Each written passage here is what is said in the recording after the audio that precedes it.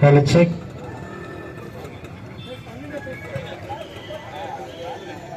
Hello.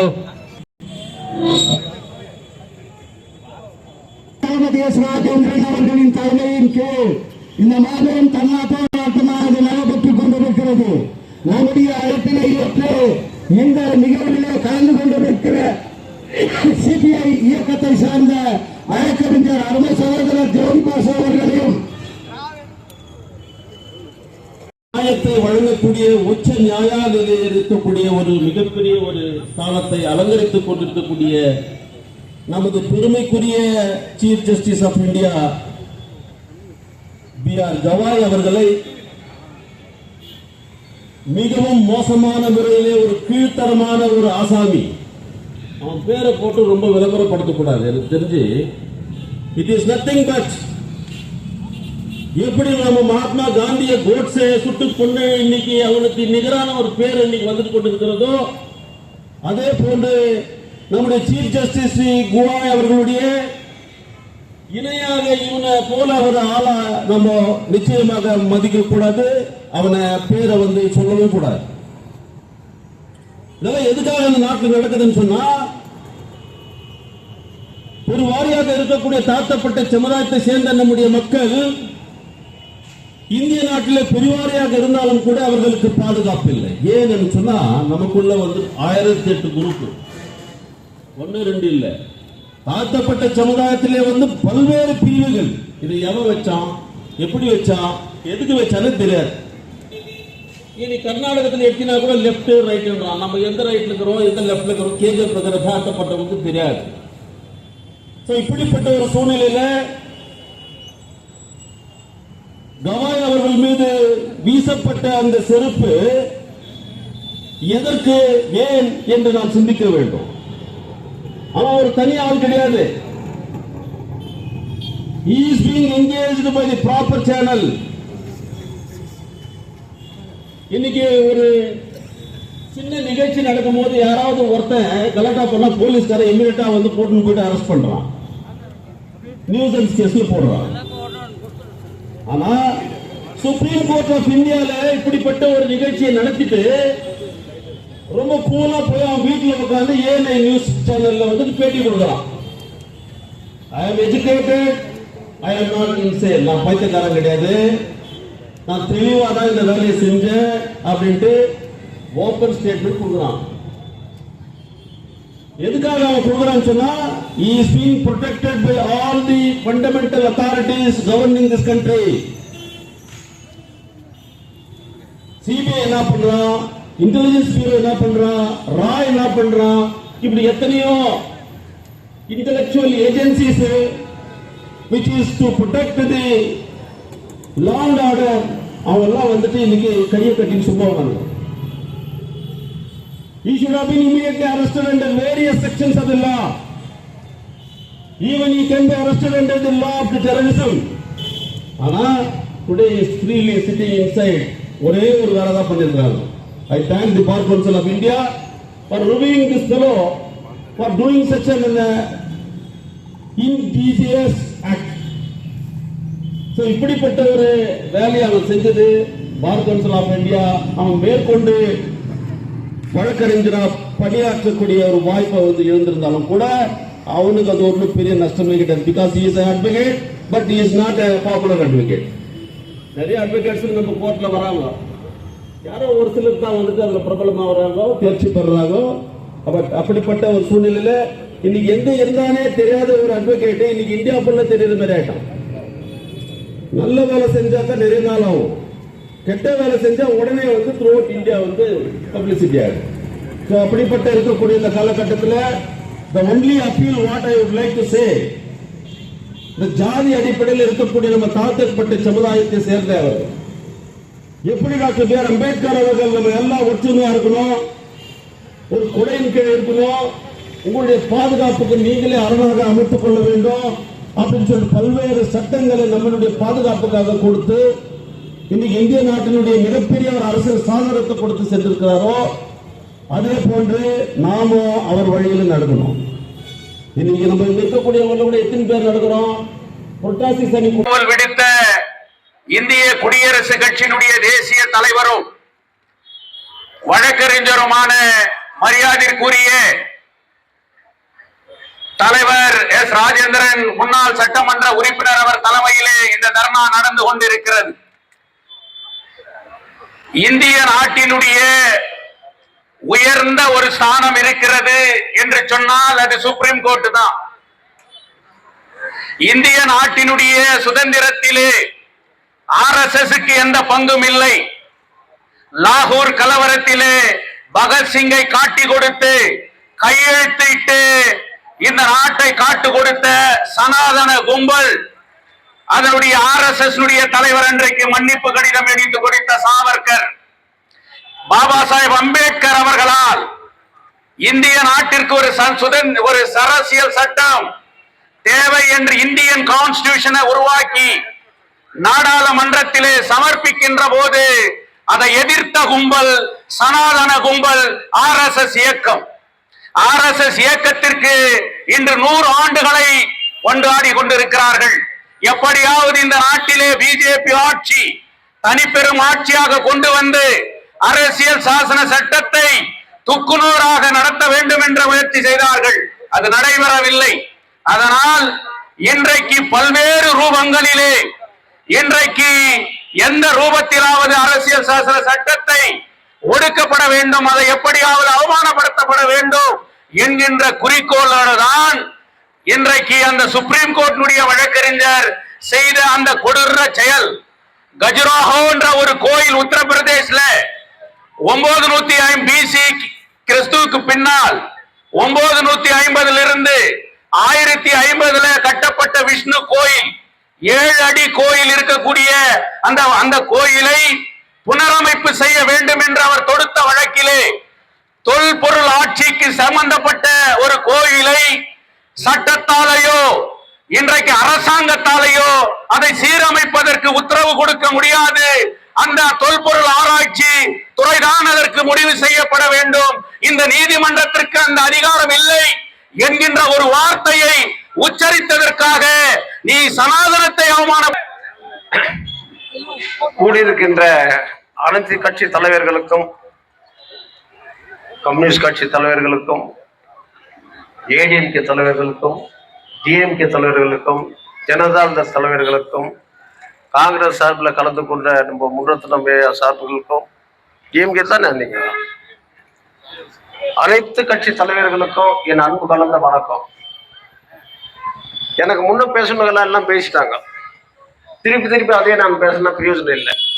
கடைசியா ஜோதிபாஸ் சொன்னாரு அவர் மேல ஒரு கம்ப்ளைண்ட் கொடுக்கலாம். கம்ப்ளைண்ட் ரெடியா இருக்கு. நான், ஜோதிபாஸ், வக்கீல் மணிவண்ணு இன்னும் கூட சேர்த்து போயிட்டு டிஎஸ்பி கிட்ட கம்ப்ளைண்ட் கொடுத்துடலாம். சொல்ல வேண்டியதெல்லாம் மணிவண்ணன் சொல்லிட்டாரு. சட்டம்னா என்ன, சீஃப் ஜஸ்டிஸ் ஆஃப் இந்தியாவுக்கு என்னான்னு. இப்போ இந்த ஆள் 2009 தான் மெம்பர் ஆயிருக்கிறான். யார் அவன் பேர் சொல்றது கூட எனக்கு அசிங்கமா இருக்கு. பேரு என்னத்த சொல்றான், அவன் பேரை சொல்லி அவன் பப்ளிசிட்டி போறான். கே ராஜன் சொன்னாங்க. நீங்க எப்போ மெம்பர் ஆனீங்க? 1986. இவன் 2009 தான் ஆகிக்கிறான். உன்னோட ஜூனியர் தான் அவன். 55 வயசுல இவன் வக்கீல் ஆகிக்கிறான். அப்ப அதுக்கு முன்னே என்ன அவன் படிச்சிருந்திருப்பான்? எங்கன்னா டீச்சர் வேலை செய்து இருந்திருப்பான், ஏன்னா கம்பெனியில் வேலை செய்து இருந்திருப்பான், ரெகுலர் ஸ்டூடெண்ட் இருந்திருக்க மாட்டான். இப்போ 71 வயசு. இவன் சர்டிஃபிகேட் முதல் செக் பண்ணணும். இவன் எந்த யூனிவர்சிட்டியில் படித்தான், எந்த லா காலேஜில் இவனுக்கு சர்டிஃபிகேட் கொடுத்தாங்க, இவன் 420 இல்லையா, அதை அவன் மேலே என்கொயரி பண்ணணும். அவங்கவுங்க படிச்ச புள்ளிங்க நம்ம கோர்ட்ல எத்தனை லாயர் இருக்கிறாங்க, எவ்வளோ ஜூனியர் இருக்கிறாங்களோ, ஒருத்தருக்கும் ஒரு 4-5 ஜூனியர் வச்சுருக்கிறாங்க. அவங்க படிச்சு முடிச்சோன்னு வராங்க. இவன் 55 வயசு 2009 தான் மெம்பர் ஆகலாம். அப்போ இவனுக்கு வயசு 55, இப்போ 71 வயசு. எந்த லா காலேஜில் படிச்சான்? நம்ம பிரைம் மினிஸ்டர் மாதிரி இருக்கும்னு நினைக்கிறேன். ஏன்னா நம்ம பிரைம் மினிஸ்டர் டிகிரி பத்தி கேட்டாக்கா அப்ப கம்ப்யூட்டர் சிஸ்டமே கிடையாது, அந்த சர்டிபிகேட் கம்ப்யூட்டர்ல காட்டுறாரு. ஒரு பிரைம் மினிஸ்டருடைய நிலைமை இந்த கதியில இருந்தாக்கா RSS நிலைமை என்ன நிலைமை? சனாதனம் என்பது ஒரு நோய், it's a disease said by Baba Saheb Ambedkar. அது ஒரு நோய், ஆணவன்ற நோய், கொழுப்புன்ற நோய், அகப்பாவன்ற நோய். நாங்க எதையும் செய்வோம், எங்களை மீறி யாரும் செய்யக்கூடாது. தாழ்த்தப்பட்ட இன மக்கள் எங்களுக்கு மேல இருந்து நீ ஆட்சி செய்ய முடியாது, நீ செய்தா உங்களை நாங்க செருப்புல அடிக்குவோம். அதுலயே அவன் சொன்னது என்ன, பக்கத்துல உட்காந்து ஜட்ஜி கிட்ட சொல்றான், it is not meant for you, it is for him. என்ன ஆணவம் போய் யோசிப்பார்.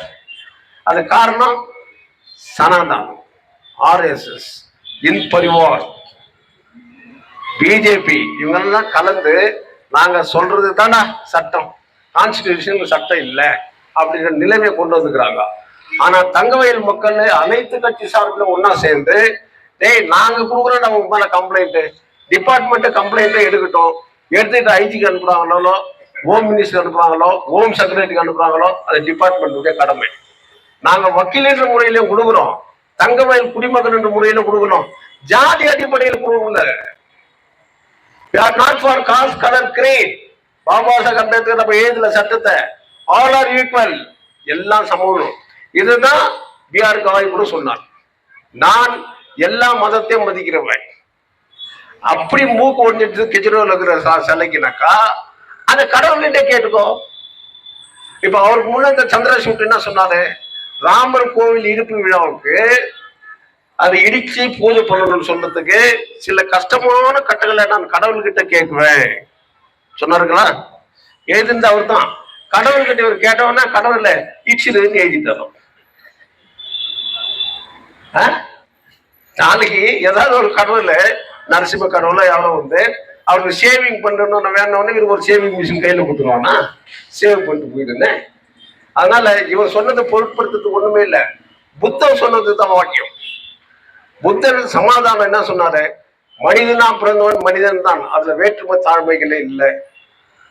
அவர் ஒரு ஊருக்கு நடந்து போயிருக்கிறாரு, ஐயோ புத்தர் வராருன்னு சொல்லிட்டு எல்லாரும் பழம், ஃப்ரூட்ஸ், ஸ்வீட் எல்லாம் கொடுக்குறாங்க. அவர் எதையும் வாங்கிக்கவே இல்லை. அவங்க சீடர்கள்லாம் கேட்டாங்களாம், ஏங்க நீங்க எதுவுமே வாங்கிக்கல, அந்த மக்கள் மனசு புண்ணாவாதான்.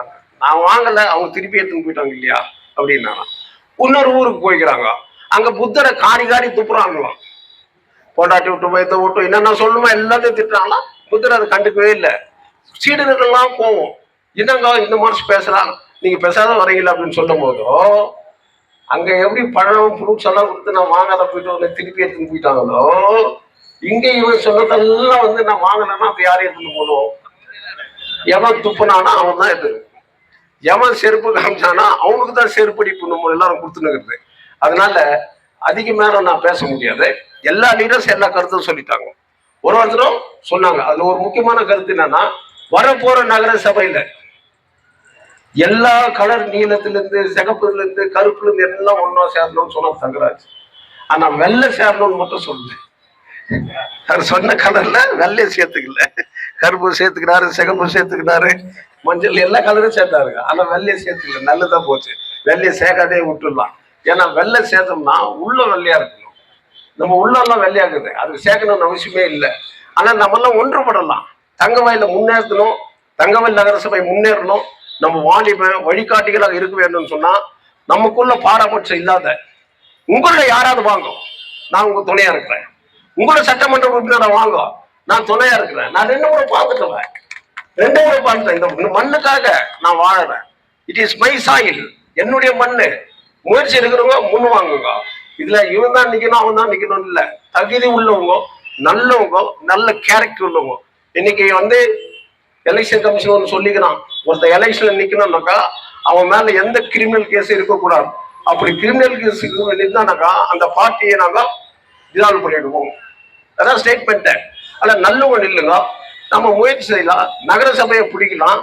நகரசபையை பிடிச்சிருந்தாங்க மைனிங்ல இருக்கிற மீனெல்லாம் இன்னைக்கு போராடிக்கிறோம்ல, சொந்தம் சொந்தம் சொந்தம்னு நாமளே சொந்தம் வாங்கிக்கலாம். ஏன் வந்து தடுக்க போறோம்?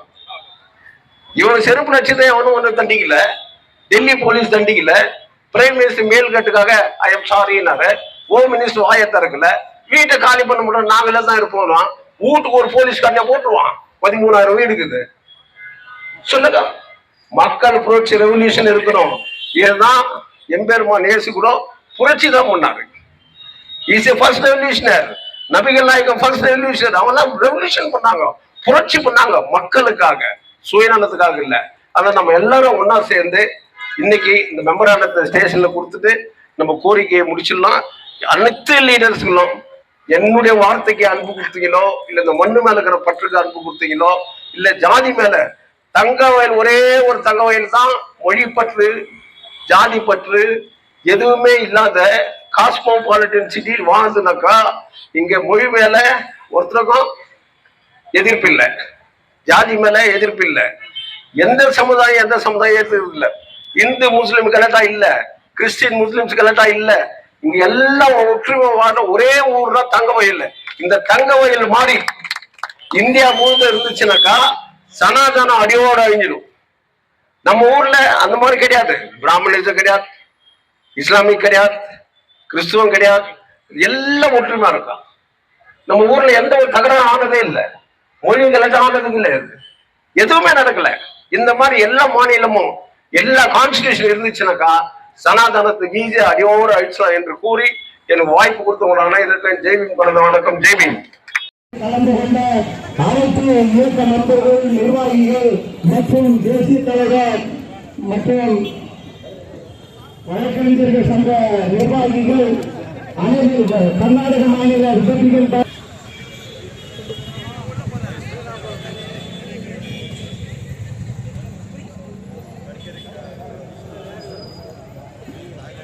சார், கவாய் குடும்பத்துக்கும் உங்களுக்கும் ரொம்ப ரேபிட் இருக்குது. அதே சமயத்தில் வந்து நீங்களும் ஒரு சுப்ரீம் கோர்ட் லாயராக இருக்கிறீங்க, ரெண்டாவது நேஷனல் பிரசிடண்ட் ஆர்பிஐ இல்லை. ஏன் இந்த கம்ப்ளைண்ட் கொடுத்து டிலே பண்ணீங்க? நீங்கள் இவங்க சொன்ன பிறகு நீங்கள் கம்ப்ளைண்ட் பண்ணுறீங்க. சொன்ன பிறகு இல்லை, நாங்கள் பார் கவுன்சிலே டிசிஷன் எடுத்தோம். As a advocate we have taken decision in bar association. Bar association வந்து ஸ்டேட்மெண்ட்டு கொடுத்தோம். ஸ்டேட்மெண்ட் கொடுத்த பிறகு then I call all my party people, all lawyer join together, we given statement against the concerned person was made unruled in the Supreme Court. அப்படின்னு நாங்கள் decision எடுத்து டேட்டையும் கொடுத்துட்டோம். அதுக்கப்புறம் தான் இன்னைக்கு சண்டேலேருந்து எல்லாரும் வெளியே கொடுத்துருக்காங்க. இன்னைக்கு சண்டே. சரி, இப்போ முனிசிபாலிட்டி பற்றி பேசினாரு, எல்லாம் ஒன்றா கூடி இது பண்ணோம் அப்படின்ட்டு. இந்த தலைமை ஏற்றுக்கிறீங்களா நீங்கள்? கண்டிப்பாக மக்கள் விருப்பம் தானே, மக்கள் விருப்பம் தானே இருந்தோம். ப்ரெஸ்காரங்க விருப்பப்படுறாங்க, சார் அந்த மீட்டிங் வராதுங்க சார், அது ஒரு தகராறு ஆகுது அப்படின்னாக்கா ப்ரெஸ் சொல்லுது, நான் கேட்குறேன், சார் நீங்கள் வாங்க சார், யாராக இருந்தாலும் நாங்கள் பார்த்துக்கிறோம் அப்படின்னு சொன்னீங்கன்னா அதுக்கும் நம்ம போயிட்டோம். It's only satisfaction of human being. சரி சார், இப்போ காமன் ப்ரோக்ராமில் நீங்கள் எல்லாம் சேர்ந்து பண்ணுறீங்களா முனிசிபாலிட்டி? இது எப்படி ப்ரோக்ராம் எப்படி இருக்கும்? ப்ரோக்ராம் எப்படி இருக்கிறோன்றது மீட்டிங் வச்சுட்டு என் ப்ரோக்ராம் எனக்கு தெரியும், அவங்க ப்ரோக்ராம் என்னதுன்னு அவங்களுக்கு தெரியும், அவங்க எத்தனை சீட்டு நிற்கிறாங்கன்னு அவங்களுக்கு தெரியும், நான் எத்தனை சீட்டு நிற்கிறேன்னு எங்களுக்கு தெரியும். அதனால மெஜாரிட்டி எவ்வளோ பேருக்கு எவ்வளோ சீட்டு நிற்கிறோம் பார்த்துட்டாங்க, அவங்க சேர்ந்து வந்தாங்க. ஆனால் ரிப்பப்ளிக் பார்ட்டி ஆஃப் இந்தியா நிற்கிறது கன்ஃபார்ம். அப்போ தலைமை ஏற்றுக்கிறீங்க, தலைமை ஏற்று நடத்துறீங்க? தலைமை நான் ஏற்றுக்கணும், அவங்க யார் முடிவு பண்ணுறாங்களோ அதுதான் தலைமை. இல்லை, உங்களுக்கு தானே சொல்லிட்டு இருக்கிறாங்க, நீங்கள் உங்கள் முன்னிலையில் தான் ஆகணும் அப்படின்ட்டு. இல்லை, நான் கோஆப்ரேட் ஒரு சீனியர் 2 முறை எம்எல்ஏ இருந்தார் அப்படின்றதுக்காக சொல்கிறாங்க.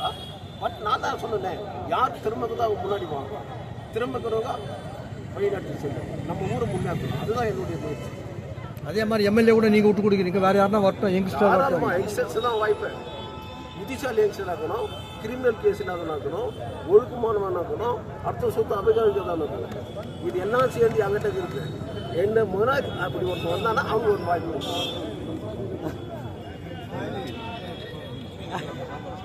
வேற என்ன சார்?